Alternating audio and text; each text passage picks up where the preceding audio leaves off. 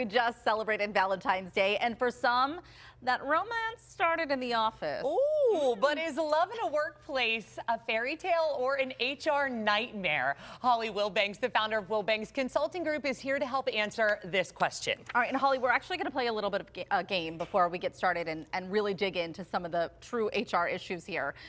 So we're going to start with Mike and Samantha. Here's our first scenario in the game. Mike is Samantha's direct supervisor.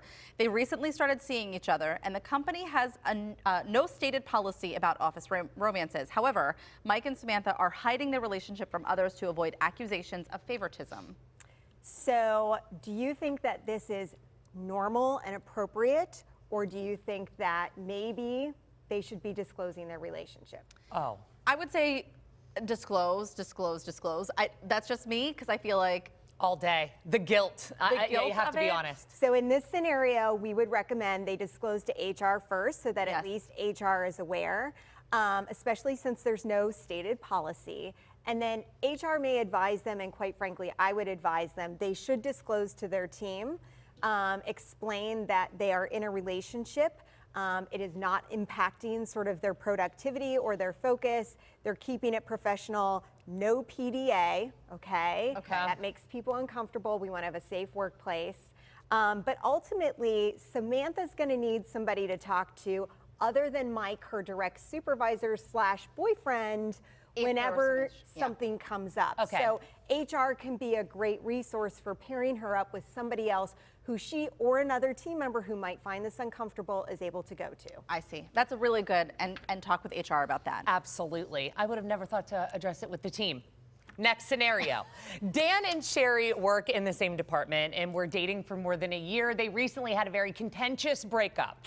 Ugh. Coworkers have noticed that they're bickering with each other in the office and making sarcastic comments towards each other in meetings. What happens now? So this would be a key place for HR to get involved. So it sounds like they're not being professional. They're allowing their personal relationship to impact their professional working environment. It's making things uncomfortable for people and probably not very productive. So that's when HR would typically probably sit both Dan and Sherry down and say, we need to come up with a better solution for this because this isn't working for the rest of the team. Well, and this is kind of where things get tricky. When you, this is why a lot of places do have policies about dating, because if there is a breakup, things can get a little uncomfortable for everybody. They can.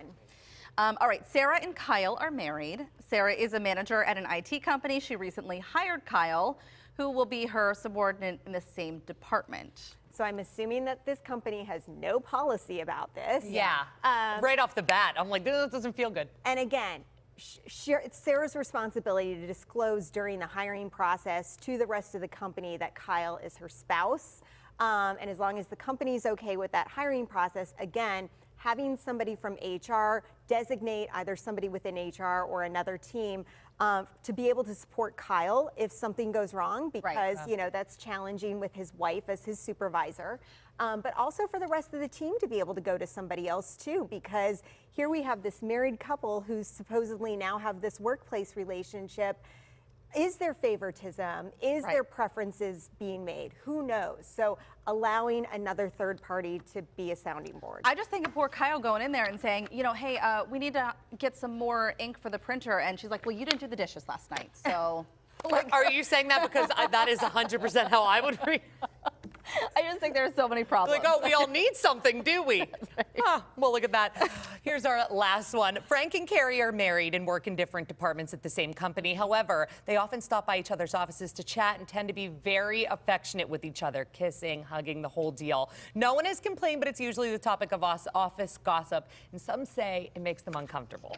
So in this scenario, it sounds like there's no formal complaint, but people are sort of like complaining on the side, right? At the water cooler, things like that. And so that's a situation where, once again, the PDA, that public display of affection, is not appropriate when you're in a workplace relationship, and it's making other people feel uncomfortable. that's creating a place where people may not feel like they're in a safe space. Yeah. And that's what we are trying to accomplish in our workplaces, is where everybody can feel comfortable doing their job. That's right.